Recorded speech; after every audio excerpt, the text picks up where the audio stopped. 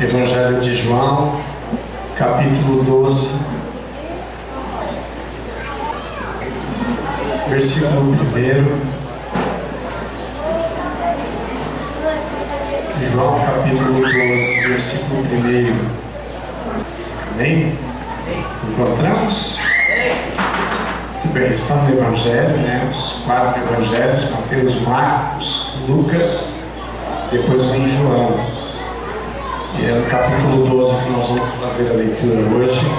Capítulo 12, versículo 1 diz: 6 dias antes da Páscoa, foi Jesus para Betânia, onde estava Lázaro, a quem ele ressuscitara dentre os mortos. Deram, pois, ali uma ceia. Marta servia, sendo Lázaro um dos que estavam com ele à mesa.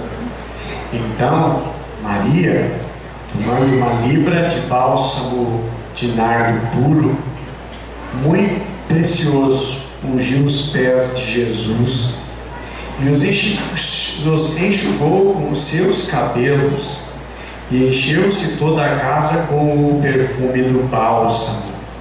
Mas Judas Iscariotes, um dos discípulos que estava para traí-lo, disse: por que não se vendeu esse perfume por 300 denários e não se deu aos pobres? Assim disse ele, não porque tivesse cuidado dos pobres, mas porque era ladrão e, tendo a bolsa, tirava o que nela se lançava. Jesus, entretanto, disse: deixai-a, que ela guarde isto para o dia que me embalsamarem, porque os pobres sempre o tendes convosco, mas a mim nem sempre me tendes.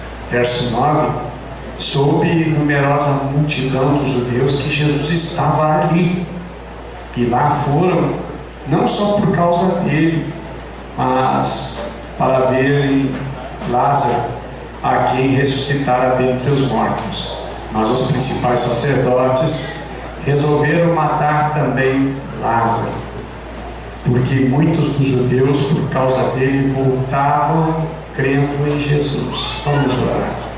Senhor, muito obrigado, Senhor, pela preciosidade que é a Tua Palavra, pelo poder que ela exerce em nós, poder de mudança, poder de transformação, também, meu Deus, a esperança que traz, a paz que traz e a limpeza que faz em nossa alma, Senhor. Muito obrigado pela Tua Palavra, Senhor, que nós possamos compreender, entender, meu Deus, e nos chegar mais perto de Ti e da Tua mesa. Assim nós bendizemos o Teu precioso nome, Jesus. Amém e amém. Meus amados, podemos sentar. Eu hoje não vou prosseguir em Efésios, certo? Bem, meus irmãos, nós lemos aqui um texto muito precioso. Na verdade, os últimos dias do Senhor Jesus. E Jesus estava sentado em volta de uma mesa. E o tema dessa mensagem, que eu utilizo nessa mensagem, é chamados para o banquete. Jesus nos chama para o banquete. Jesus disse: olha, eu não beberei mais, eu não comerei mais, até que venha aquele dia. E nós somos convidados para o banquete. Jesus veio até nós, veio para fazer um convite para participar de um banquete. Se você já ficou chateado alguma vez, alguma situação, algum momento, de alguém fazer uma festa e não te convidar, você ficar de fora, você ficar de lado, você não foi convidado para a festa. Jesus, irmãos, ele não veio para excluir ninguém da festa, do banquete e de poder estar na mesa. Ele veio para convidar a todos para participar do banquete. E a mesa é um dos objetos mais antigos que existe. Moisés, 3.400 anos atrás, sobre o tabernáculo, já falava sobre a mesa da apropriação. Jesus celebrou a Páscoa, foi numa mesa. O filho pródigo lembrou-se que na mesa do pai dele tinha fartura, enquanto ele estava passando necessidade. Mesa não é apenas um lugar de saciar a fome. Mesa também é um lugar de comunhão. Mesa é um lugar de aceitação. Nós vivemos agora os dias modernos em que as famílias já não participam tanto da mesa, mas é um dos momentos sagrados. O meu avô, por exemplo, ele não aceitava que alguém sentasse na mesa sem camisa, porque ele considerava aquele momento era um momento sagrado, era um momento muito importante, e não aceitava que alguém se colocasse na mesa para fazer uma refeição sem estar vestido com a camisa. Há restaurantes que não aceitam você entrar lá de qualquer jeito, tem que estar pelo menos de camisa, camiseta, mas precisa. Agora você é convidado para uma festa e de repente você não sabe como funciona a festa, e nesta noite eu quero falar como deve ser, como nós devemos andar para estar na mesa de Jesus. A mesa, irmão, sendo um lugar sagrado. Hoje alguns vão para a mesa, fica lá no celular, fica no notebook, né? Ou fica na televisão e não querem comer. Eu já ensino os pais, uma palavra para todos os pais, creio que todos sabem isso, mas não eduquem os seus filhos de maneira errada, deixando eles comer aonde eles querem. Todo mundo come na mesa, e o filho não, ele vai lá na frente da televisão, ele vai comer, não come nunca, exceto que você tenha visita. E não comporte todos na mesa, então sim, as crianças, hoje tem visita, vocês comem ali em tal lugar. Mas já desde cedo, ensine as crianças a estar em volta da mesa, porque a mesa é um lugar de comunhão, a mesa é um lugar importante. Comer junto, ao redor da mesa, revela a saúde da família. Sentar-se com alguém à mesa e partilhar a refeição é um sinal de comunhão. O apóstolo Paulo, por exemplo, ele diz o seguinte: com tais, nem comais, não comam com tais pessoas.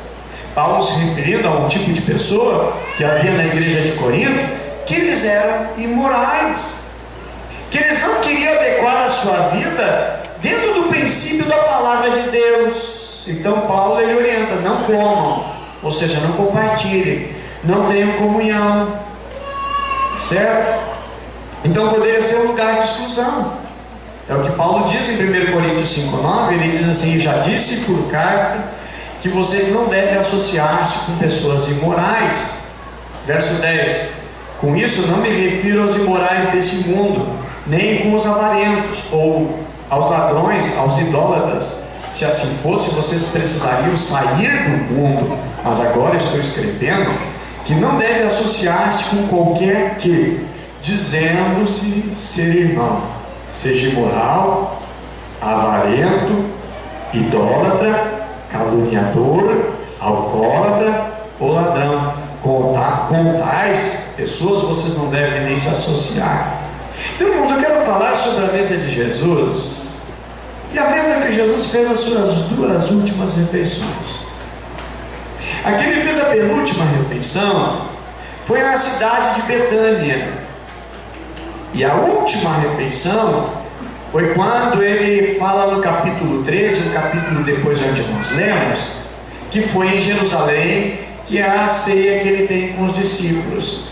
Eu quero me deter um pouco sobre esta ceia que ele fez em Betânia, que diz assim: fizeram, pois, ali uma ceia. Marcos servia e Lázaro era um dos que estavam à mesa com ele. Então estava à mesa. E em Jerusalém, Jesus levantou-se da ceia, tirou as vestes, tomando a toalha, cingiu-se. E assim vai prosseguindo o texto. Agora, quais os ensinamentos e edificação Jesus nos ensina nessa mesa? Eu quero dizer, irmãos, que Deus trabalha em nós pela sua palavra, pelo seu Espírito Santo, pelo discipulado. Deus trabalha em nossa vida. Deus usa alguém para nos ensinar. seja ele com um material apostilado, ou até mesmo Deus usa alguém para melhorar a nossa vida, trabalhar a nossa vida na prática. Aquela pessoa que parece que tudo contraria o que a gente faz e diz. Aquela pessoa que parece um fardo. Aquela pessoa que parece que realmente é uma mala, sem alça e sem rodinha, e molhada e encharcada. Às vezes é a maneira com a qual Deus trabalha na gente, que Deus trabalha nas nossas vidas. Ora, meus irmãos, Deus trabalha em nós. E esse momento da ceia também é o momento de Deus trabalhar. Ele nos chama à sua mesa. Agora, interessante que quando os fariseus, os judeus, excluíam algumas pessoas, Jesus incluía. Os judeus estavam na casa.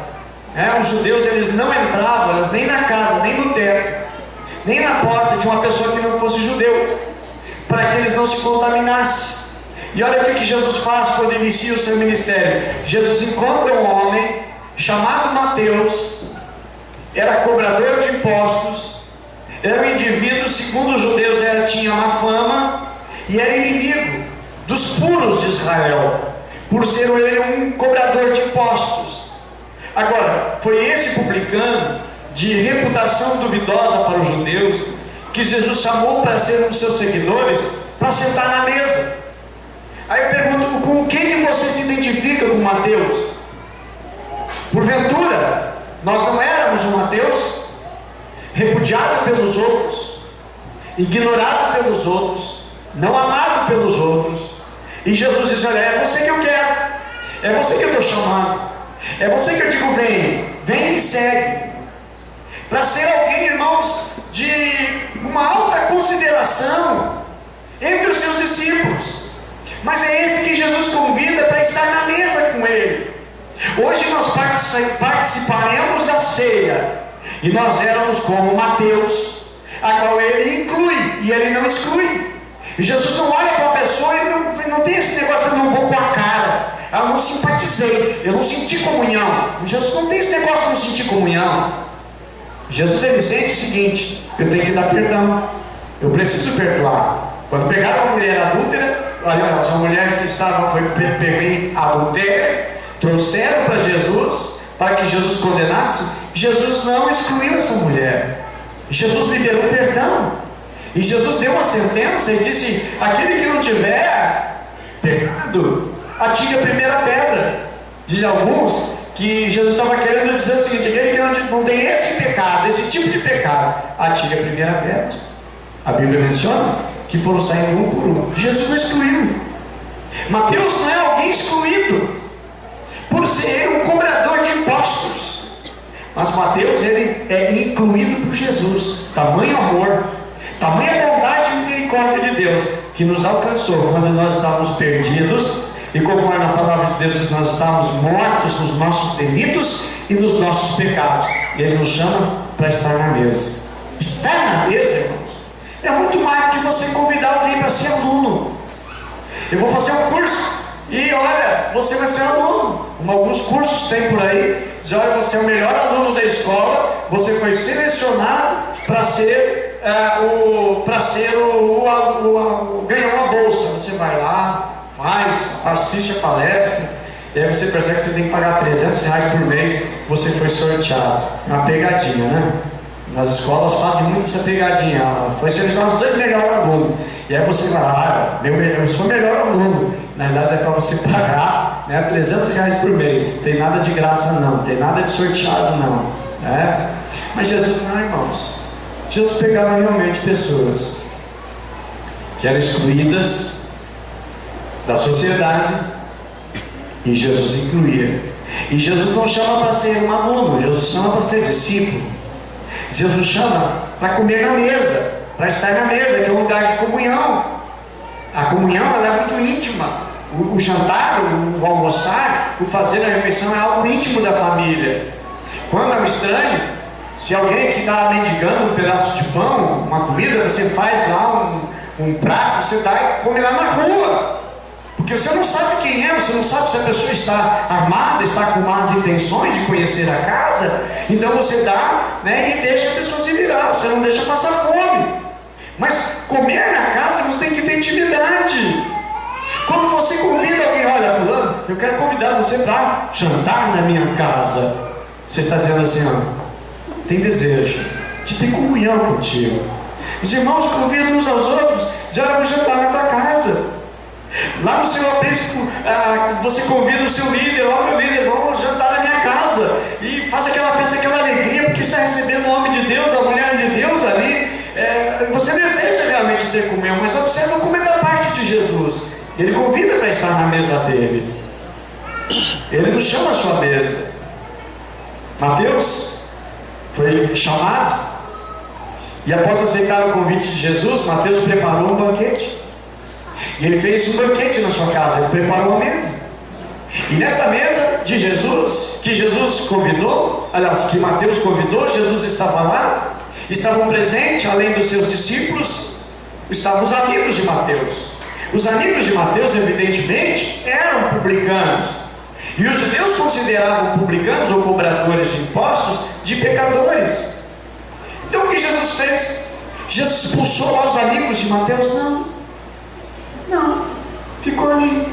Jesus foi criticado por estar comendo com fariseus, com publicanos. Depois alguns chegam a dizer, olha, você não é profeta não. Se ele fosse profeta, não ia estar comendo com essa gente aí, com essa classe de gente. Isso gera nos fariseus uma ira contra Jesus. E ele chamou para sentar à mesa com ele os cobradores de impostos e pecadores e outras pessoas de má fama. Agora, irmãos, o que acontece aqui? Jesus faz uma grande obra. Na verdade, Mateus, ele está tão feliz porque Jesus convida, que ele faz agora uma festa de transição, uma festa de mudança, de uma vida que ele estava vivendo para uma vida nova. E eu acredito, irmãos, que nós temos que fazer festa quando Jesus faz uma mudança na nossa vida, da vida velha para uma vida nova. E ele convida então agora os seus amigos, dizendo, olha, estou parando com essa vida de cobrador de imposto, de viver extorquindo as pessoas, e eu agora estou vivendo uma vida nova. Agora vou comer na mesa de Jesus. É um privilégio, é uma honra estar comendo na mesa de Jesus. Mesa, irmãos, é um lugar de amizade, é um lugar de fazer aliança. Foi uma mesa que Jesus faz aliança com os discípulos, e ele diz, essa é a nova aliança no meu sangue. A mesa também é um lugar de honra. Aquela pessoa que é convidada para estar na mesa está sendo honrada.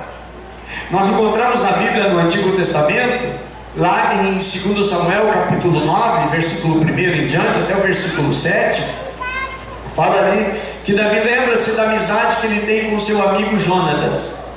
E Davi pergunta, por acaso existe alguém da família de Jonatas que está vivo, para que eu use de benevolência, para que eu haja de bondade com essa pessoa, pela lealdade e amizade que Jonatas tinha para comigo? Davi, agora sendo rei, ele quer honrar. E aí disseram, olha, existe Mefibosete, aleijado dos pés, filho de Jonatas. Diz ele, então traga ele para mim. Quando Mefibosete, aleijado dos seus pés, porque quando ouviu da guerra que surgiu, que seu pai havia morrido, a sua ama, sua babá, saiu correndo com ele, e o menino caiu, uma carruagem passou por cima, um carro passou por cima e deixou ele aleijado. E agora ele está moço, agora está homem, agora ele tem família.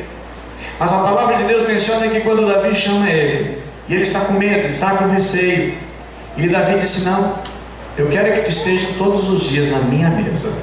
Tu vai comer do bom e do melhor, porque eu quero ter comunhão contigo, eu quero te honrar. Davi na realidade está honrando Mefibosete. E os defeitos, irmãos, eu acho que estão lindo nisso, é porque quando Mefibosete está na mesa, os seus defeitos não aparecem, os seus defeitos não se manifestam, porque as suas pernas que estão aleijadas, que estão com problema, estão debaixo da mesa e não aparecem. Sabe, irmãos, quando nós temos comunhão com Jesus, os nossos defeitos, os nossos pecados já não aparecem, porque Jesus morreu na cruz, perdoando os nossos pecados e fazendo vida nova. Quando Jesus nos convida para estar na mesa dele, ele está dizendo o seguinte: eu quero te dar vida nova, eu quero mudar a tua vida, eu quero fazer uma transição, eu quero fazer uma mudança na sua vida a partir de agora. Por isso eu te convido para estar na minha mesa. E hoje podemos dizer: Deus, muito obrigado, porque tu me permite estar na tua mesa, porque tu me dá o privilégio, a honra de estar na tua mesa, e os meus pecados já vão ser mais contra mim. Olha, meus irmãos, quando uma pessoa está em inimizade com a outra, não convida para estar na sua casa, para estar no seu lar, de maneira nenhuma, de forma nenhuma. O salmista disse: prepara-me uma mesa na presença dos meus inimigos. Não é junto dos meus inimigos, não é com os meus inimigos, mas sim, na presença deles. Eles vão assistir, eles vão ver eu me alimentando do banquete. Então Jesus convida-nos para estar com Ele. O texto diz: e disse Davi: há ainda alguém que tenha ficado da casa de Saul, para que eu faça benevolência por amor a Jonatas? E havia um servo da casa de Saul, cujo nome era Ziba. E clamaram e chamaram a presença de Davi, e disse-lhe o rei: és tu Ziba? E ele disse: sou, servo teu. E disse o rei: há ainda alguém da casa de Saul para que eu use com ele de benevolência de Deus? Então disse Ziba ao rei: ainda há um filho de Jonatas aleijado de ambos os pés. E disse o rei: onde está? E disse Ziba ao rei: ele está na casa de Maquir, filho de Amiel, em Lodebar. Então mandou o rei Davi, e tomou da casa de Maquir, da filho de Amiel, de Lodebar. E Mefibosete, filho de Jonatas, o filho de Saul, veio a Davi e se prostrou com o rosto em terra, inclinou-se e disse a Davi: Mefibosete. E ele disse: eis aqui teu servo. E disse-lhe Davi: não temas, porque de certo usarei contigo de benevolência por amor a Jonatas teu pai, e te restituirei todas as terras de Saul teu pai, e tu sempre comerás pão à minha mesa, e tu sempre comerás pão à minha mesa. Agora, Mefibosete, ele é neto de Saul, inimigo de Davi. Irmãos, assim era a nossa condição, nós éramos inimigos de Deus, mas Deus usa de misericórdia conosco e diz: olha, vem comer na minha mesa, vem comer na minha mesa. Hoje à noite nós comemos na mesa do Pai, porque Jesus nos convidou, Jesus nos chama: vem, vem, o Pai está te chamando para você comer na sua mesa. A palavra de Deus menciona em Lucas capítulo 14 sobre uma parábola que Jesus do convite de comer numa mesa, num banquete. Versículo 16 diz assim: Jesus respondeu: certo homem estava preparando um grande banquete, muita comida naquela mesa, e convidou muitas pessoas. Na hora de começar, enviou seu servo para dizer aos que haviam sido convidados: venham, pois tudo está pronto. Verso 18: mas eles começaram um por um a apresentar desculpas. O primeiro disse: acabei de comprar uma propriedade, preciso vê-la, por favor, desculpe-me. O outro disse: acabei de comprar 5 juntas de boi e estou indo experimentá-las, por favor, desculpe. Verso 20: e ainda outro disse: acabo de me casar, por isso não posso ir.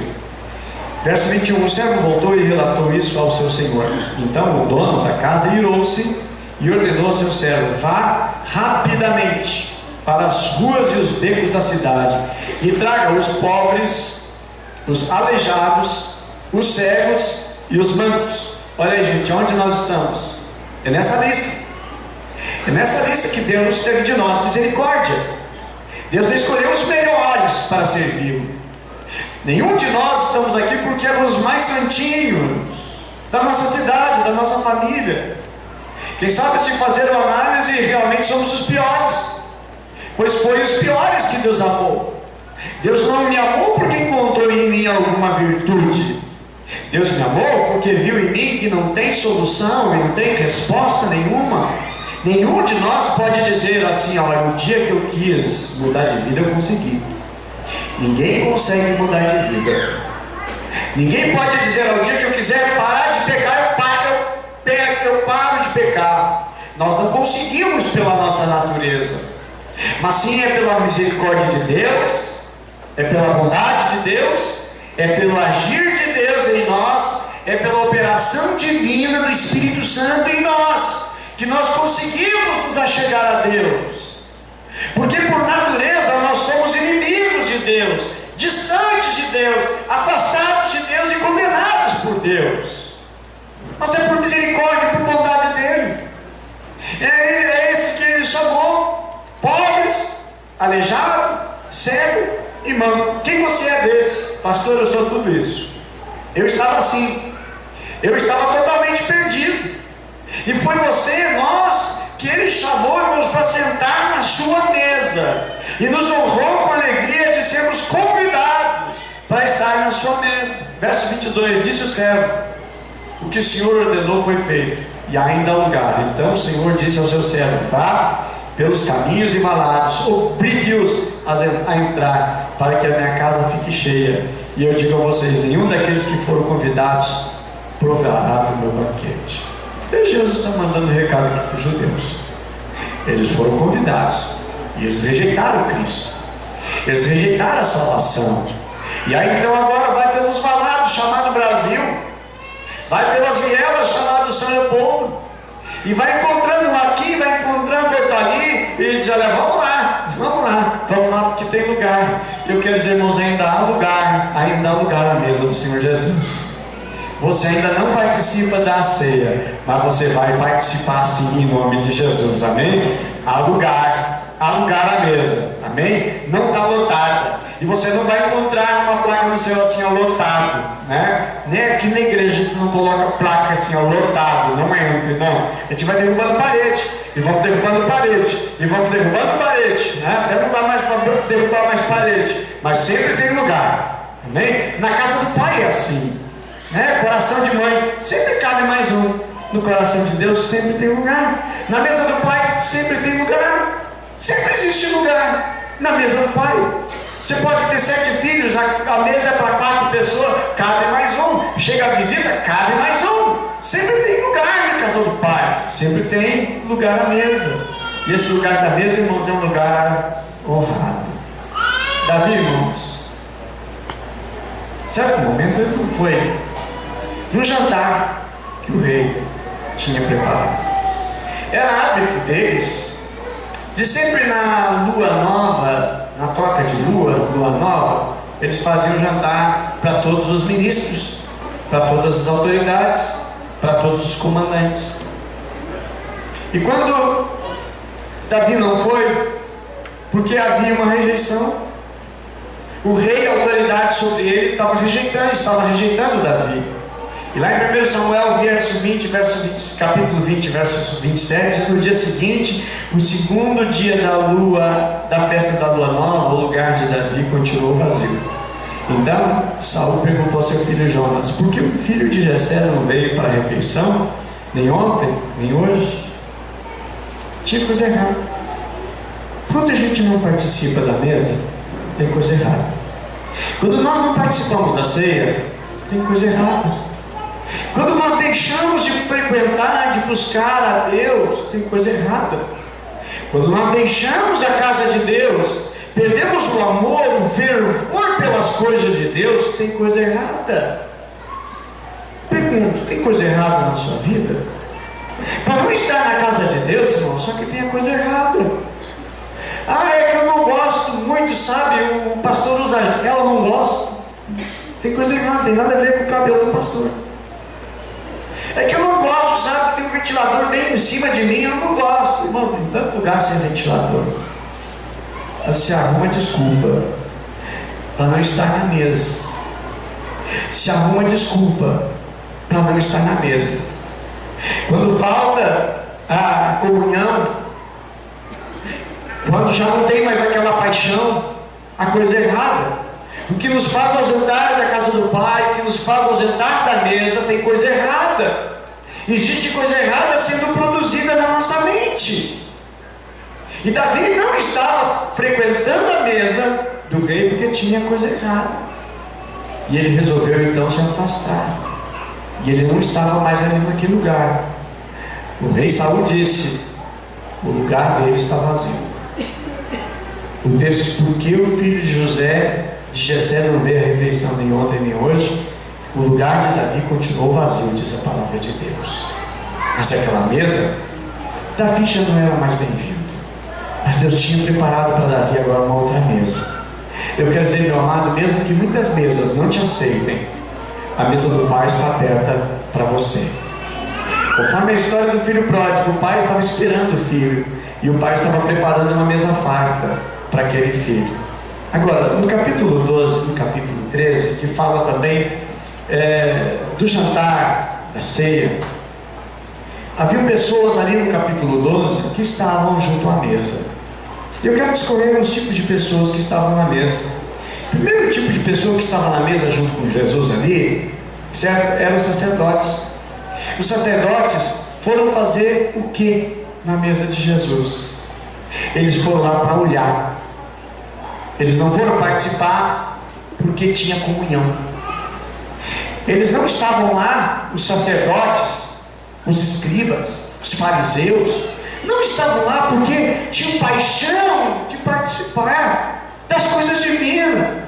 Eu tenho certeza, você está aqui porque tem uma fome, tem um desejo na tua alma, na tua vida, de buscar mais de Deus, de ter mais de Deus na sua vida. Eu duvido, eu consigo duvidar que exista alguém no nosso meio que vem aqui só para ver como é que é a coisa. Mas eu quero dizer, se porventura tem alguém aqui para ver como é que é, vai ser pego pelo Espírito Santo e vai realmente sentir como é estar na mesa do Pai com alegria. Os sacerdotes estavam ali com a missão. Os demais estavam ali com prazer e com alegria. A Bíblia menciona que eles foram lá para matar Lázaro. O plano deles é para matar. Tem pessoas que às vezes vão à mesa querendo matar, ódio no coração. A Bíblia menciona, o Senhor Jesus nos ensina que é como morte. Nós pensamos que assassino é quem anda com arma e dá tiro em alguém e mata. Mas a Bíblia menciona que quando nós estamos com ira com relação a alguém, nós estamos matando. O Senhor Jesus diz o seguinte: na lei está escrito: não adulterarás. Eu, contudo, vos digo: se alguém olhar para uma mulher com intenção impura, já o quê? Já o quê? Adulterou. Certo? Jesus já interpreta e já traz, irmãos, o âmago da lei. E Jesus diz o seguinte: a lei diz: não matarás. Contudo, se alguém está irado com seu irmão, já é réu de ser assassino. Qualquer que disser para o seu irmão raca, ou chamar ele de idiota, ou algum palavrão, a Bíblia menciona, já é réu de julgamento, só pelo fato de dizer e expressar. Quem mais está na mesa? Marta está na mesa. Quem é Marta? Aquela que trabalha, aquela preocupada em servir, está sempre muito ocupada.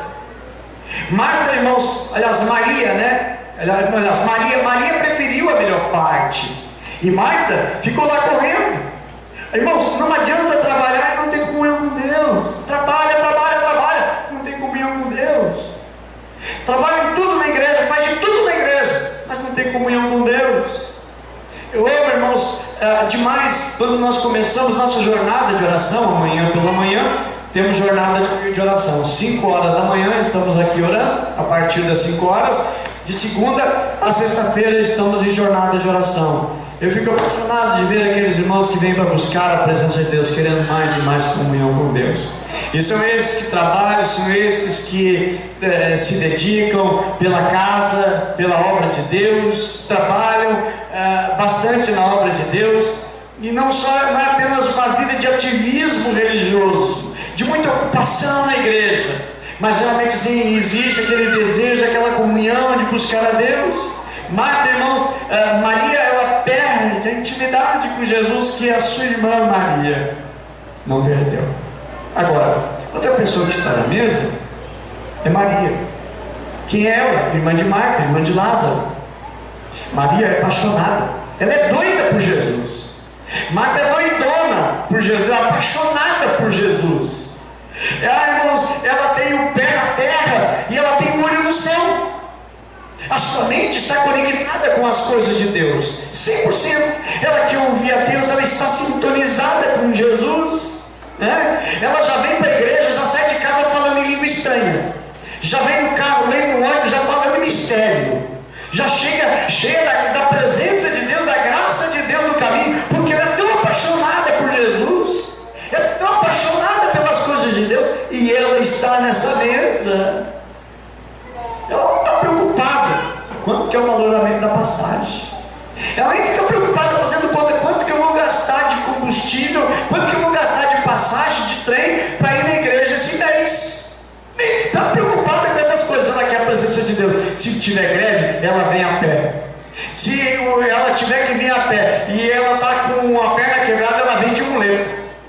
E se ela está com as duas pernas quebradas, ela vem de arrasto, vem rolando, vem se arrastando, mas ela vem adorar e buscar a Deus. É uma Maria, irmãos, que ama a presença de Deus, também está na mesa. Quem é você na mesa de Jesus? Quem nós somos na mesa de Jesus? Somos Marta? Somos Maria? Fariseu, sacerdote? Não. Mas tem mais gente. Tem Lázaro. Lázaro, irmão de Marta, irmão de Maria, ele está ali. E quem é Lázaro? Foi aquele que estava morto 4 dias e foi ressuscitado pelo Senhor Jesus. É aquele, irmãos, que tem testemunho na sua vida. É aquele que diz: olha, eu estava morto, mas Jesus me ressuscitou.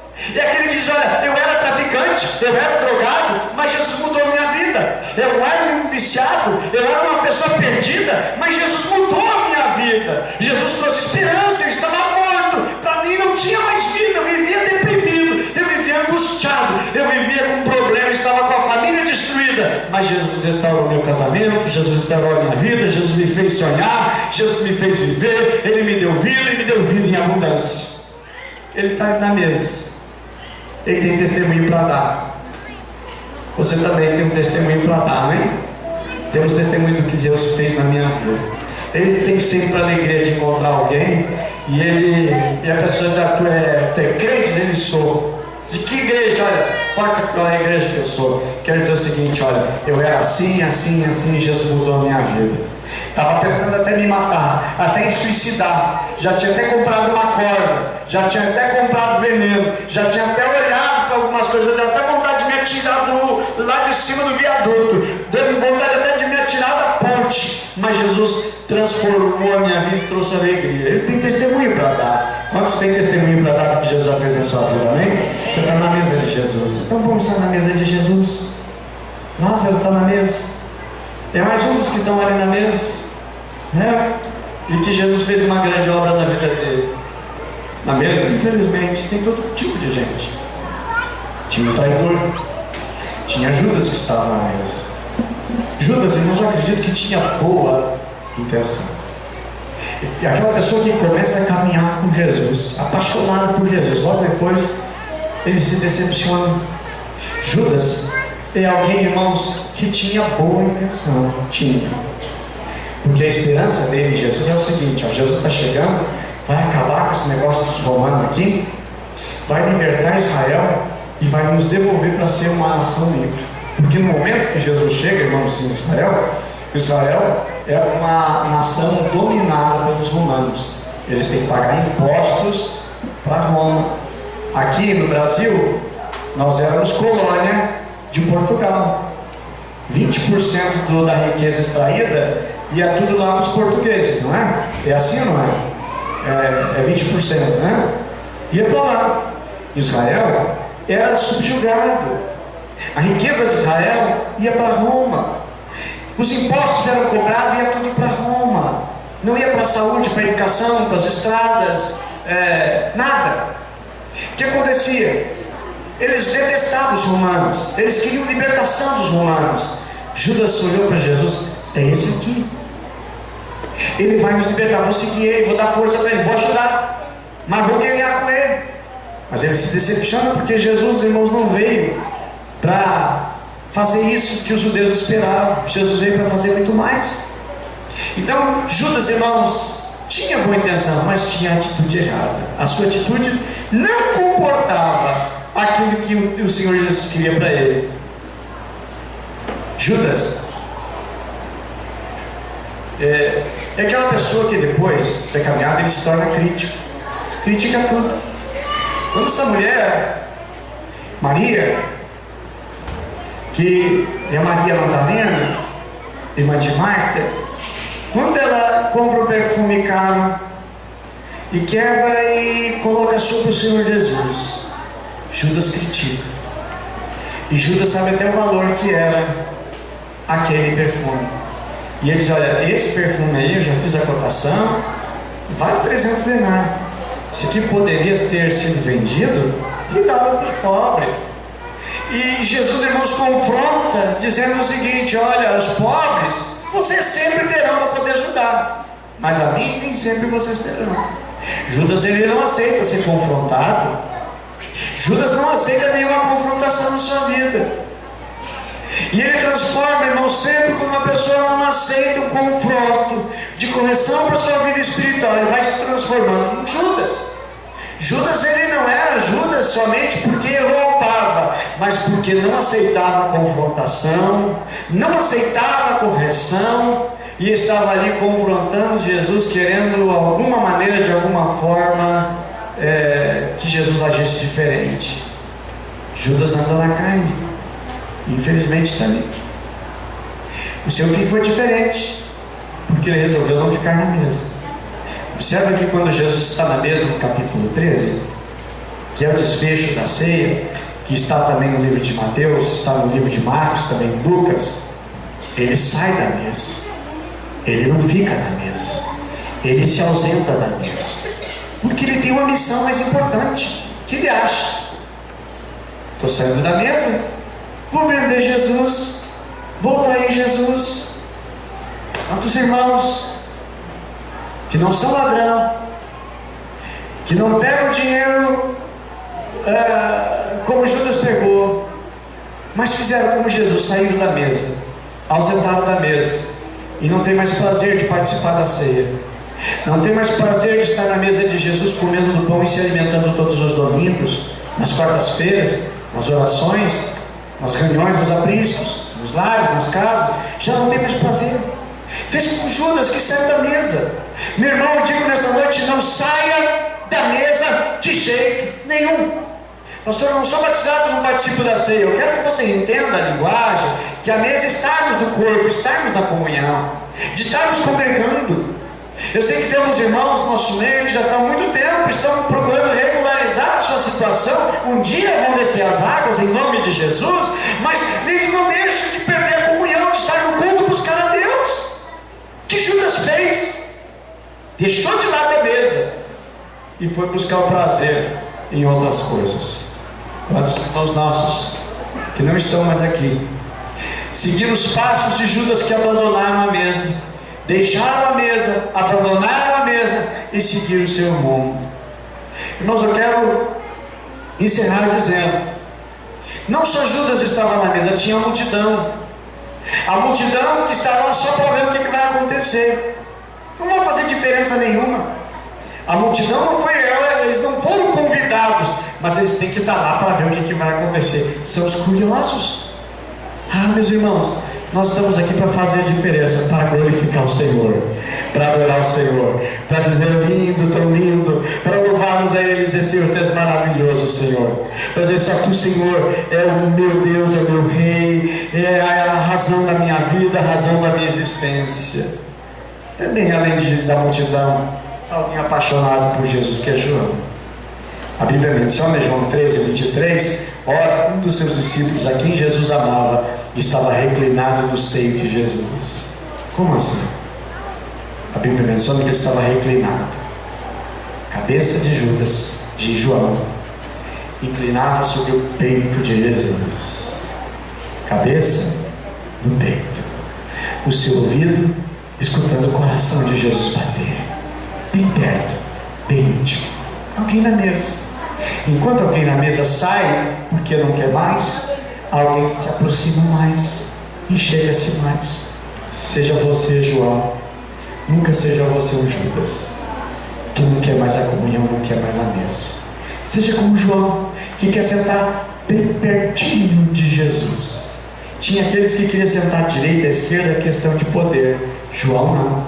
João queria não o poder de Jesus, ele queria sentir o toque do coração de Jesus, o bater, o pulsar do coração de Jesus, de estar mais perto dele.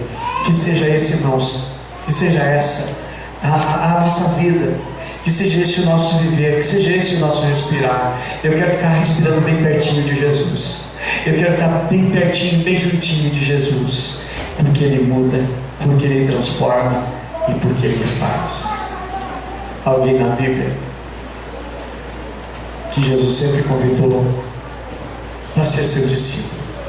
Teve alguém que Jesus não convidou para ser o seu discípulo, comer na mesa, mas que Jesus se convidou para entrar na casa dele e passear na casa dele? A palavra de Deus, irmãos, fala sobre Zaqueu, um outro publicano, que nem Mateus. Jesus entra e faz uma mudança e faz uma transformação. Estava Jesus entrando numa cidade chamada cidade de Jericó, e quando está indo por ali, ele cura um cego que estava mendigando ali, Bartimeu.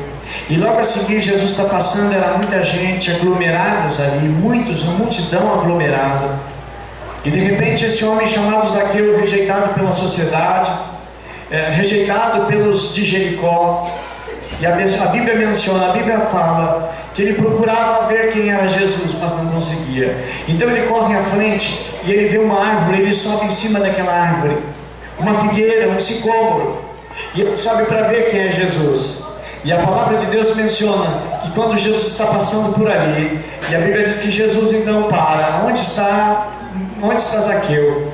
E Jesus olha para Zaqueu e disse: Zaqueu, acredito, irmãos, que tem o coração dele dispara. Diz: olha, Jesus conhece o meu nome, Jesus sabe o meu nome, ele estava interessado em ver Jesus, mas Jesus viu Zaqueu, Jesus conhecia Zaqueu. Irmão, Jesus conhece muito mais da tua vida do que você imagina. Você, quem sabe, quer conhecer mais dele, você quer ter um pouco mais de entendimento sobre ele, mas ele conhece tudo sobre a sua vida. Ele sabe o que você pensa, ele sabe o que você gosta, ele sabe quais os teus anseios, os teus sonhos e os teus desejos. E ele foi, e Jesus disse: Zaqueu, desce depressa, porque hoje me convém pousar na tua casa. Zaqueu desce depressa, leva Jesus para casa. Alguns começam a criticar Zaqueu, e começam a criticar porque ele é pecador, aquele é o homem mais indigno de Jesus entrar numa casa. Mas Jesus entra, irmãos, não na casa de quem acha que merece. Se nós acharmos, olha, a minha casa, eu mereço que Jesus entre lá. Não merecemos. Mas é por bondade e misericórdia dele que ele entra na tua casa e que ele faz um projeto de uma vida diferente para você. E aí Jesus entrou naquela casa, irmãos, e houve transformação. Eu finalizo dizendo: quando Jesus entra na nossa casa espiritual, tem mudança e tem transformação. Quando nada mudou, quando nada transformou, é porque Jesus ainda não entrou.